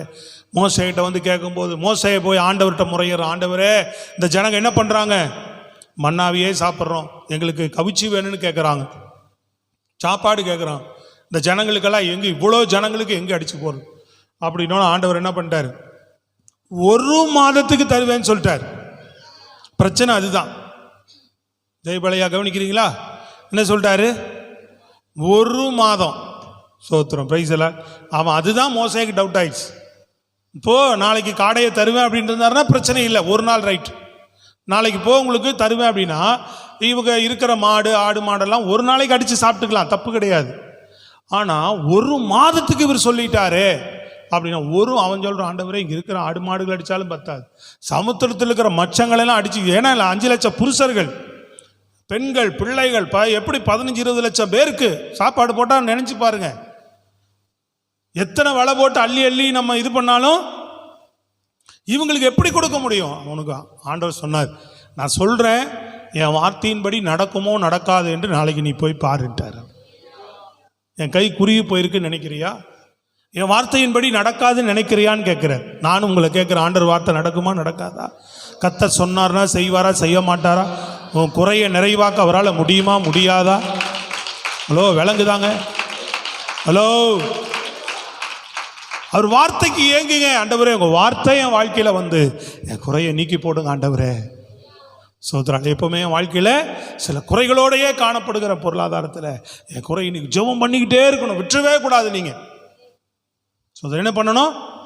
ஜெபம் பண்ணிக்கிட்டே இருக்கணும். ஆண்டவர் சொல்கிறதுக்கெல்லாம் அது கீழ்ப்படிஞ்சு நீங்கள் நடக்க உங்கள் வாழ்க்கையில் அற்புதம். விசுவாசத்தோடு கூட. அல்லேலூயா. மோசைக்கே பாருங்க, விசுவாசம் உள்ளவன், அவனுக்கே சந்தேகம் வந்துருச்சு. அப்போ ஆண்டவர் ஒரு காற்று, இவங்கெல்லாம் இவர் யோசிக்கவே இல்லை. அவர் செய்யறதெல்லாம் நம்ம புத்திக்கு எட்டாத காரியங்களை தான் செய்வார். ஆண்டவர் அற்புதரா இல்லையா? ஆண்டவரால் எல்லாம் செய்யக்கூடுமா முடியாதா? சொல்லுங்க ஆமென் அல்லேலூயா சொல்லுங்க பாப்போம். அவரால் எல்லாம் செய்ய முடியும், எல்லாம் செய்யக்கூடும். அவர் ஒரு கீழ்காற்றை வீச பண்ணுறாரு பாருங்க. காடை எவ்வளோ தூரம் வந்துச்சாங்க? 1 நாள் இப்படி நடக்கிற பிரயாண தூரம் இப்படி இல்லையா? இந்த பக்கம் 1 நாள் நடக்கிற, 1 நாள்னா பாருங்க எவ்வளோ. 1 நாள் நீங்கள் நடந்து போகணும், ஒரு நாளெல்லாம் 24 மணி நேரம் நடந்து போங்க, எவ்வளோதான், எங்கே போய் சேர முடியும் சொல்லுங்க? இப்படியே போனால் எங்கே போகலாம்? கடலுக்கு தான் போக முடியுன்றீங்களா? சோத்திரம் அல்லேலூயா. இப்படியே போனால் எங்கே போகலாம்? கொடியூரெல்லாம் தாண்டி போகலாம்ல? சொல்லுங்கள், எவ்வளோ தூரம்? 1 நாள் 24 ஹவர்ஸ். நீங்கள் இப்போ இருக்கிற பலத்துக்கு அன்னைக்கெல்லாம் அடி வேகம் பறப்பாங்க, மயில் மாதிரி நடப்பாங்க. அப்போ அவங்க நடக்கிற 1 நாள் தூரம், இந்த பக்கம் 1 நாள் பிரயாண தூரம், இந்த பக்கம் 1 நாள் பிரயாண தூரம், 2 அடி 2 முழம் உயரத்துக்கு அல்லேலூயா. அப்போ ஏறக்குறைய என்ன ஆகுது? இங்கிருந்து பாருங்க, இவ்வளோ தூரத்துக்கு என்ன உயரத்துக்கு ஒரு நாள் பிரயாண தூரம், இந்த பக்கம் ஒரு நாள் பிரயாண தூரம் கடக்குது. காடைகள் வந்து குமிச்சு கிடக்கு. ஒரே காற்றை தான் வீச பண்ணார். அவனுக்கு வேண்டாங்க வேண்டாங்க தகட்ட சாப்பிடுங்கிறான்னு கொடுக்குது. அவர் வார்த்தையின்படி ஆச்சா இல்லையா? அவரால் எதையும் செய்ய முடியும். அவரால் ஸ்தோத்திரம், அல்லேலூயா. மோசேவே மிரண்டு போயிட்டு இருப்பார். சொல்றது விளங்குதாங்க? குறையோடைய வாழ உன்னை பலவீனத்தோடைய வாழ உன்னை தெரிந்து கொள்ளலை. பாவத்தை மன்னிச்சிட்டார். உனக்கு பாவத்துக்காக மறிச்சிட்டார். மன்னிச்சிட்டாரா? அப்படியே பாவத்தோடையே நம்ம சுத்திட்டு இருக்கணுமா? பாவத்தை உள்ள வச்சுக்கிட்டே சுத்திட்டு இருக்கிறதா? பலவீனத்தை வச்சுட்டே சுத்திட்டு இருக்கிறதா? குறைவோடவே வாழ்றதா? வார்த்தை வந்துட்டா சொல்லுங்களேன், அல்லேலூயா. அவர் ஒரு வார்த்தை சொல்லிட்டா என் பலவீனம் மாறி போயிடுமே. அவர் ஒரு வார்த்தை சொல்லிட்டா என் வாழ்க்கையில் இருக்கிற குறை நீங்கிடுமே. கையை தட்டி சொல்லுங்க, அல்லேலூயா. வார்த்தை அனுப்புங்கப்பா. இந்த மாதிரி என் வாழ்க்கையில் உங்கள் வார்த்தை வந்த ஆண்டவர், உங்கள் வார்த்தை வெளிப்பட்டு அல்லேலூயா என் வாழ்க்கையில் ஒரு கிரியை நடந்துட்டா என் வாழ்க்கையில் இருக்கிற குறைகள் நீங்கி நிறைவான பாத்திரமா நிரம்பி வழியுது. படகு நிரம்பி வழியுது. அல்லேலூயா. அங்கே வேண்டாங்க சாப்பாடு வந்து நிறைஞ்சு கிடக்குது. இன்னைக்கு ஆண்டவர் அதான் பேசுகிறார். அவர் கை குறுகி போல சொல்கிறார், நீ ஏன் நிலைமை இப்படியே இருக்குன்னு புலம்புற. உன் இருதயத்தில் புலம்புறது ஆண்டவர் கேட்குது. சொல்கிறார், என் கை குறுகி போகலை. சொல்கிறது விளங்குதா? ஆண்டவர் உங்களை தான் பார்த்து சொல்கிறார், என் கை குறுகி போகலை. என் வார்த்தையின்படி நடக்குமா? நடக்காதா? நடக்கும். நீ கீழ்ப்படிந்தால், நீ விசுவாசித்தால் உன் வாழ்க்கையில் அந்த கிரிகளை அவரால் செய்ய முடியும். கையை தட்டி சொல்லுங்க, அல்லேலூயா. ஸ்தோத்திரம், ஆமென். இன்னைக்கு தான் அர்ப்பணிக்க போகிறோம். அவர் வார்த்தை என் வாழ்க்கையில் வேணும். கையை உயர்த்தி நல்ல சத்தமான ஒரு அல்லேலூயா சொல்லுங்க. மூன்றாவதாக நான் சொல்லி முடிக்க போகிறேன். மத்தேயு புஸ்தகம் 17ஆம் அதிகாரம் வேகமாக எடுத்து வாசிக்க பார்ப்போம். 14வது வசனம் வாசிங்க வேகமா. மூன்றாவது காரியம் வேகமா. அவர்கள் ஜனங்களிடத்தில் வந்தபோது ஒரு மனுஷன் அவரிடத்தில் வந்து அவருக்கு முன்பாக முழங்கால் படியிட்டு, ஆண்டவரே, என் மகனுக்கு இரங்கும், அவன் சந்திர ரோகியாய் கொடிய வேதனைப்படுகிறான். வந்து முழங்கால் படியிட்டு தன் மகன் பிசாசு பிடித்திருக்கிறதுனால ஆண்டவர்கிட்ட வந்து அர்ப்பணிக்கிறான். ஒன்று இது ஜெபமாக பார்க்கலாம், இன்னொன்று அர்ப்பணிப்பாக பார்க்கலாம். தேவனுடைய வார்த்தை வெளிப்படுவதற்கு நல்லா கவனித்துக் கொள்ளுங்க. நம்ம வாழ்க்கையில் என்ன வெளிப்படணும்? முதல்ல என்ன வெளிப்படணும்னு? முதல்ல என்ன வேணும்? விசுவாசம். எல்லாத்துக்கும் விசுவாசம். உங்கள் வார்த்தை வந்துட்டா போதும்பா. உங்கள் வார்த்தை என் வாழ்க்கையில் அந்த கிரியை செய்யணும். நீங்கள் நம்பணும். சொல்லுங்க, அல்லேலூயா. வார்த்தை வந்து என்னை சுகமாக்கும். உங்கள் வார்த்தை வந்தால் என் பாவம் நீங்கும். உங்கள் வார்த்தை வந்துட்டா என் குறை நிறைவாகும். அல்லேலூயா. அடுத்தது ஒரு கீழ்ப்படிதல். வார்த்தைக்கு எப்பவுமே என்ன இருக்கணும்? சில நேரங்களில் ஆண்டவர் ஏதாவது கீழ்ப்படிய சொல்லுவார். கீழ்ப்படிஞ்சின்னா அற்புதம் செஞ்சு உன்னை விசுவாசம் உன் வாழ்க்கையில் அப்பா கர்த்தர் எவ்வளோ மகிமையான காரியங்களை செய்துட்டார் என்கிற ஒரு விசுவாசம் உனக்கு உண்டாகும். நல்ல பலமா தட்டி சொல்லுங்கப்பா. ஸ்தோத்திரம், அல்லேலூயா. அதே போல் இங்கே ஒரு ஜபமா அதை பார்க்கலாம், அல்லது ஒரு அர்ப்பணிப்பா. தான் மகனுக்கு பிசாசு பிடிச்சிருக்கு, கொண்டு வந்து வைக்கிறார் பாதத்தில். பிசாசு பிடிச்ச பையனுக்காக என்ன செய்கிறார்? கொண்டு வந்து பாதத்தில். ஆண்டவர் அதட்டினார், உடனே சுகமாயிற்று. அதை நீங்கள் லூக்கா புஸ்தகம் 4ஆம் அதிகாரத்தில் பார்க்கலாம். எடுத்து வாசிங்க பாப்பா. லூக்கா புஸ்தகம் 4ஆம் அதிகாரத்தில் பாருங்க. 4ஆம் அதிகாரம் லூக்கா 4ல் வாசிங்க. 36 வாசிங்க பார்ப்போம். எல்லாரும் ஆச்சரியப்பட்டு, இது என்ன வார்த்தையோ, அதிகாரத்தோடும் வல்லமையோடும் அசுத்த ஆவிகளுக்கும் கட்டளையிடுகிறார், அவைகள் புறப்பட்டு போகிறதே என்று. ஒரு வார்த்தை சொன்னா பிசாசு அலறி அடிச்சு ஓடுது. நீ பேசாமல் இவனை விட்டு போ. ஒரே வார்த்தை தான் சொன்னார். ரிலீஸ். அந்த பிசாசின் கட்டில் தான் விடுதலை ஆயிட்டான். சொல்லுங்களேன், அல்லேலூயா. உனக்கு விரோதமா பிசாசுகள் போராட்டங்கள் உண்டு, எதிர்ப்புகள் உண்டு, தாக்குதல்கள் உண்டு. இதை கர்த்தர் தம்முடைய வல்லமையினால இறங்கி உனக்கு விரோதமாய் பிசாசு தீங்கு செய்யாதபடி அவர் அதட்டி அதை அழிக்க வேண்டும். கையை உயர்த்தி நல்ல சத்தமா சொல்லுங்க. இதுக்கு உன் வாழ்க்கையை நீ தேவன்கிட்ட ஒப்பு கொடுத்துக்கிட்டே இருக்கணும். ஜபமோ ஜபத்திலேயோ அல்லது உன் வாழ்க்கையோ நீ அர்ப்பணித்து கொண்டே இருக்கணும். சத்தமா ஒரு அல்லேலூயா சொல்லுங்க. பலமான ஒரு அல்லேலூயா. அல்லேலூயா. ஆமா, என்ன பண்ணணும்? பிசாசு போராட்டங்கள் அதில் நிர்மலமாக்க தெரியாது உங்களுக்கு. நல்லா கவனிக்கணும். உன் தொழிலுக்கு விரோதமாக போராடுறானா, உன் சரீரத்துக்கு விரோதமாக போராடுறானா, இல்லை ஏதாவது உன் மனசை நோக்கும்படி என்ன காரியத்தில் விரோதமாக இடையூறுகள் தடைகளை சத்துரு போராடுகிறானோ அந்த பிசாசின் போராட்டத்திலே கர்த்தர் வல்லமையா இறங்கி ஒரு அதட்டி, என் பையனை தொடாத, என் மகளை தொடாத, இவங்களுக்கு விரோதமாக தீங்கு செய்யாதே என்று அவர் அவனை அதட்டி அழிக்க வேண்டும். கையை தட்டி சொல்லுங்க அல்லேலூயா. அவர் என்ன செய்யணும்? நிர்மூலமாக்கணும். சோத்திரம், சத்தமாக சொல்லுங்க பார்ப்போம். சகரியா புஸ்தகம் 3ஆம் அதிகாரம், அநேகமாக 1ஆம் தேதி இதை காண்பித்தேன்னு நினைக்கிறேன். 3ஆம் அதிகாரம் 1-2 வசனத்தை வாசிங்க வேகமா. சகரியா 3:1-2. அவர் பிரதான ஆசாரியனாகிய யோசுவாவை எனக்கு காண்பித்தார். அவன் கர்த்தருடைய தூதனுக்கு முன்பாக நின்றான். எங்க நிக்கிறான்? கர்த்தருடைய தூதனுக்கு முன்பாக யோசுவா நிக்கிறான். சாத்தான் அவனுக்கு விரோதம் செய்ய, சாத்தானும் என்ன செய்கிறான்? விரோதம் செய்ய அவன் வலது பக்கத்திலே நின்றான். நாம எங்க நிக்கிறோம்? கர்த்தருக்கு முன்பாக நிக்கிறோம். நம்ம கையில உயர்த்தி சொல்லுங்க, சத்தமா சொல்லுங்க. இவனுக்கு விரோதம் செய்யறதுக்கு சாத்தான் வந்து வலது பக்கத்தில் நிக்கிறானா? ஹலோ, விரோதம் செய்கிற சாத்தான், உனக்கு எதிராய் செயல்படுகிற சாத்தானை கர்த்தர் தான் நிர்மூலமாக்க முடியும். இதை அறிந்திருக்கிறவர் தேவன் மட்டும்தான். உனக்கு விரோதம் செய்கிற பிசாசை நிர்மூலமாக்குகிறவர் கர்த்தர் மட்டும்தான். சத்தமா சொல்லுங்களேம்மா, அல்லேலூயா. ஆமா, அங்க பாருங்க. அப்பொழுது கர்த்தர் சாத்தானை நோக்கி, கர்த்தர் உன்னை கடிந்து கொள்வாராக. தேவன் என்ன பண்றார்? கர்த்தர் உன்னை கடிந்து கொள்வாராக. சாத்தானே, எருசலேமை தெரிந்து கொண்ட கர்த்தர், உன்னை சபையை, என் பிள்ளைகளை தெரிந்து கொண்ட கர்த்தர் உன்னை கடிந்து கொள்வாராக. இவன் அக்கினி நின்று தப்புவிக்கப்பட்ட கொள்ளி அல்லவா? தப்புவிக்கப்பட்டவன். அல்லேலூயா.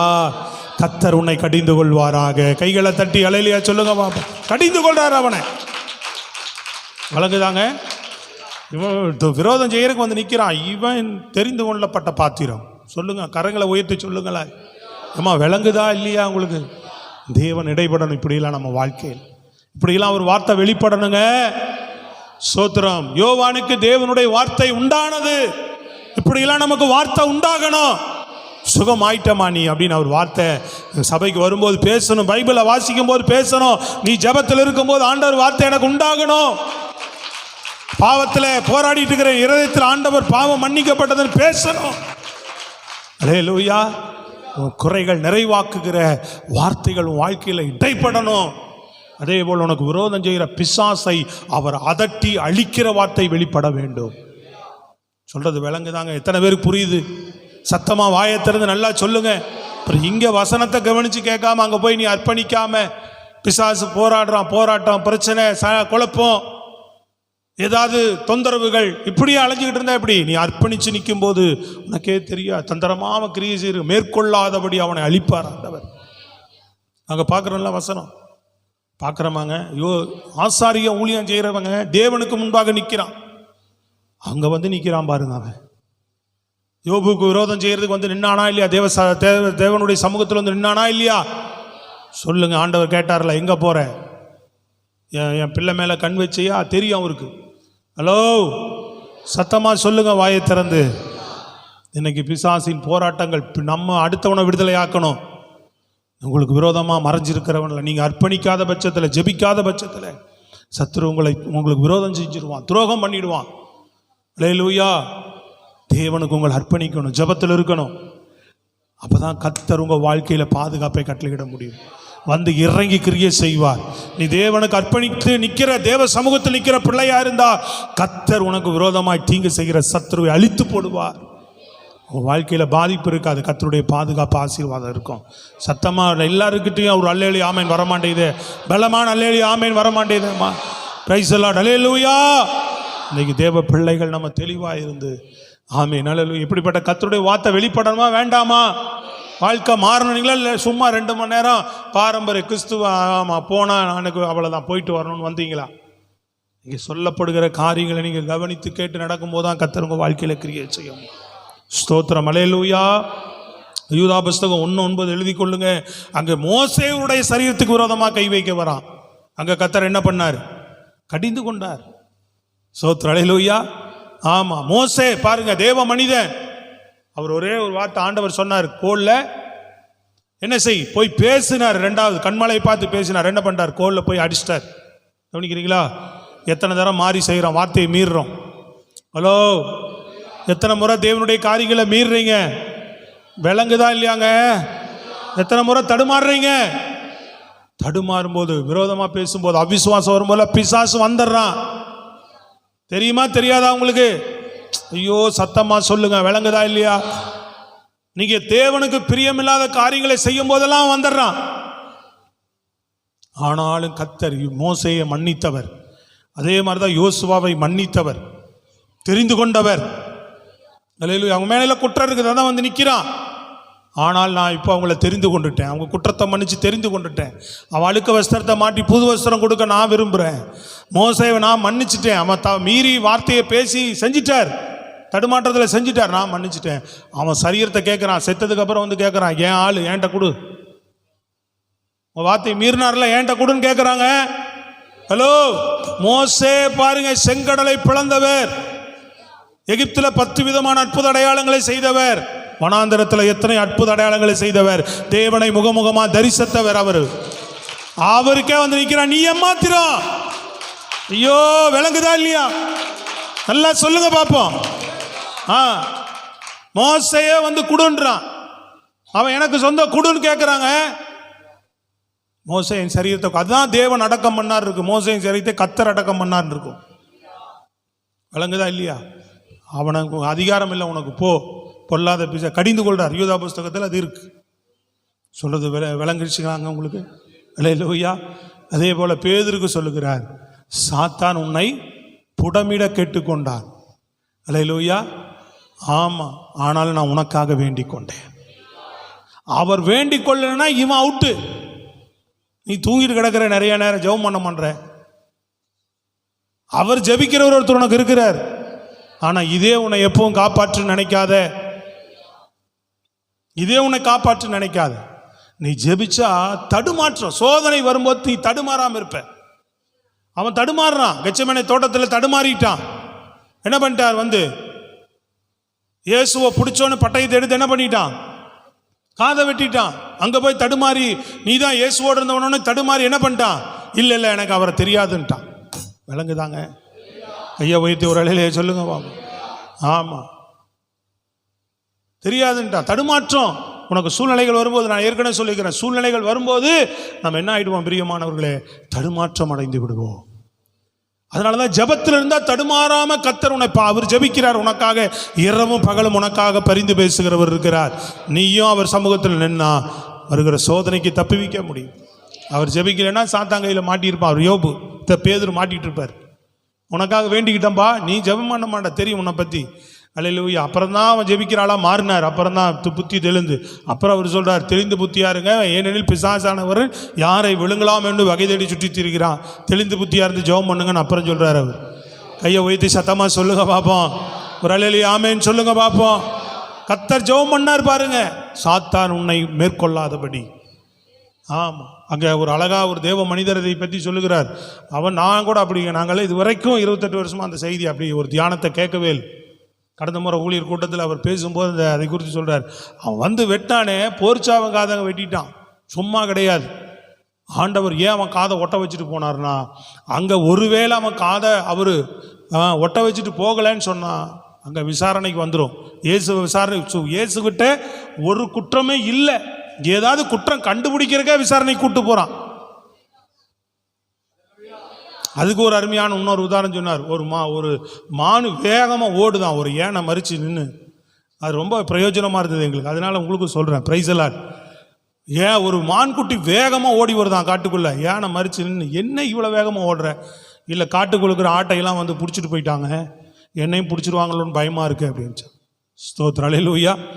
அதுக்கு யானை சொல்லிச்சான், நீ மான்குட்டி தானே, ஆட்டுக்குட்டி தானே பிடிக்கிறாங்க, நீ மான்குட்டி தானே அப்படின்ச்சான். ஸ்தோத்திரம், அல்லேலூயா. என்னை பிடிச்சிட்டு போயிடுவாங்க, நான் ஆட்டுக்குட்டி நிரூபித்து வெளியே வரக்கு 20 வருஷம் ஆகும்,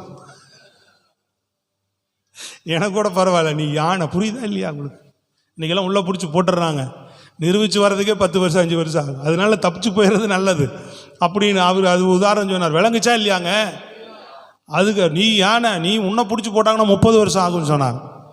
ஒன்றும் விளங்கலை, சில பேருக்கு மண்டையில் ஏறலை. அலையிலையா சொல்லுங்க பார்ப்போம். புரியுதா இல்லையா? நம்ம குற்றவாளியா இல்லையா நிரூபிக்கிறக்கே எனக்கு இத்தனை நாள் ஆகுன்றான் அவன். குற்றம் இருக்கா இல்லையா அதை நிரூபித்து தான் வெளியே வரக்க பெரும்பாடு, அதனால் விலகி ஓடுறது நல்லது அப்படின்னு. அது மாதிரி ஒரு அரசாங்கத்தின் மேலே கை வச்சா இயேசுக்கிட்ட ஒரு குற்றமே இல்லை, அவரையே பிடிச்சி விசாரணை பண்ணும்போது அப்போ இவரை எப்படி விட்டுருவாங்களா? யார? பேதுரு யாரை வெட்டினாரு? ரோமர் போர் சேவங்காத வெட்டிட்டார். விடுவாங்களா அவனை? உள்ள தூக்கி ஆண்டவர் சொல்றாரு, என் 3வது சிலுவையில் 4வது உனக்கு ஒரு சிலுவை வச்சிருப்பாங்கடா. சோத்திரம், அல்லேலூயா. 3வது சிலுவையில், ஏன்னா உன்னை சபையை கட்டுறதுக்கு தெரிந்து கொண்டேன், அதனால தான் அங்கே காதை ஒட்ட வச்சுட்டு போனாராம். அவர் வெட்டினதே வெட்டினான். அவர் சொல்றார், வெட்டினதே வெட்டினான், யூதாஸ் காதை வெட்டியிருக்கலாமே. அவன் என்ன பண்ணி, நம்ம ஆளு தானே, இவங்க மைனாரிட்டி, இவங்களுக்குள்ளே வெட்டிக்கிட்டு இவங்களுக்குள்ளே அடிச்சுக்கிட்டாங்கன்னா அது விட்டுட்டு போயிட்டு இருப்பான். ஏன்னா அவனும் காட்டி கொடுக்க தானே வந்தான் யூதாஸும். ஏன்டா இவ்வளோ நாள் கூட வந்துட்டு காட்டி கொடுக்க வேண்டியான எடுத்து என்ன பண்ணியிருக்கலாம்? யூதாஸ் காதையாவது வெட்டியிருந்தான், அவனும் போய் தற்கொலை பண்ணியிருக்க மாட்டான், ஆஸ்பத்திரியில் போய் 4 நாள் படுத்து எழுந்து வந்திருப்பான். சொல்றது விளங்குதாங்க? எவ்வளோ தடுமாற்ற குழப்பம் பண்ணிட்டார் பேதுரு. எதனால? சத்தமாக சொல்லுங்க, எதனால? ஜெபிக்காம போனதுனால. ஆனால் யார் ஜெபம் பண்ணிட்டா? எதனால? தேவன் அவனை தெரிந்து கொண்டிருந்தார். இவன் எனக்கு தேவை, இவன் தேவராஜ்யத்துக்கு தேவை, எனக்கு அப்புறம் இவனுடைய என் காரியத்தை நிறைவேற்றி முடிக்கிறவன் தெரிந்து கொண்டிருந்தார் கர்த்தர். சோத்திரம். அதுபோல கர்த்தர் உன்னை தெரிந்து கொண்டிருக்கிறார். சத்தமாக சொல்லுங்க, யோசுவாவை தெரிந்து கொண்டது போல அவனை தெரிந்து கொண்டிருக்கிறார். அல்லேலூயா. மோசேயை தெரிந்து கொண்டது போல தெரிந்து கொண்டார். பேதுருவை தெரிந்து கொண்டது போல கர்த்தர் உன்னை தெரிந்து கொண்டார். நம்ம வாழ்க்கையில் அவர் வெளிப்பட்டு பிசாசு உனக்கு விரோதம் செய்ய விடாதபடி அழித்து போடணும். அல்லேலூயா. இயேசு கிறிஸ்து நன்மை செய்கிறவராகவும் பிசாசின் கிரியில் அகப்பட்ட யாவரையும் குணமாக்குறவராய் வந்தார். யோவான்ல 1 யோவான்ல சொல்கிறார், பிசாசின் கிரியில் அகப்பட்ட யாவரையும் விடுதலையாக்குகிறவர். கைகளை வைத்து சத்தமா சொல்லுங்க, சத்தமா சொல்லுங்கம்மா. உங்க வாழ்க்கைக்கு, உன் தொழிலுக்கு, உன் சரீர சுகத்துக்கு, உன் குடும்பத்துக்கு, அல்லேலூயா, உன் ஆசீர்வாதத்திற்கு எந்த பகுதியில் பிசாசு போராடி கொண்டிருக்கிறான், அவர் இறங்கி ஒரு வார்த்தை அதட்டினா போதும். சொல்லுங்கள் அல்லேலூயா. ஒரே ஒரு வார்த்தை அவர் கடிந்து கொண்டார்னா போதும். அல்லேலூயா. அப்போ இன்னைக்கு ரைட்ஸ் நம்ம கொடுத்துருக்கிறார். நமக்குள்ளே தான் அந்த பலனை கொடுப்பார். உனக்கு விரோதமாக இதெல்லாம் இருக்குது, கட்டிஞ்சு கொள்ளுன்னு சொல்லுவார். அல்லையில சொல்லுங்க பார்ப்போம். இப்போ யார் அவர் சொல்கிறத விட நம்மளையே செய்ய வைப்பார் அவர். அதுதான் அவர் தான் செய்கிறார். நமக்குள்ளிருந்து என்ன பண்ணுவார் அவர் நாமத்தினால. இப்படியெல்லாம் போராடுற பொல்லாத பிசாசு இயேசு நாமத்தில் கடிந்து கொள்ளுகிறேன்னு சொல்லு. உன்னை விட்டு எல்லா வெற்றிலும் ஓடிப்போம், செதறி போவான், விடுதலையோடு நடத்துவான். வார்த்தைகள் வெளிப்படணும். யோவானுக்கு தேவனுடைய வார்த்தை உண்டானது. எனக்கு கர்த்தருடைய வார்த்தை வேண்டுமே. எத்தனை பேர் ஏங்குறீங்க? முழங்கால் படியிடுவோமா? முழங்கால் படியிடுவோம். முதல் ஆராய்ச்சிக்கு வந்தவர்கள் மாத்திரம் வேகமாய் முழங்கால் படியிடுவோம். அல்லேலூயா. முற்றிலும் அர்ப்பணிங்க வசனத்துக்கு. ஒரு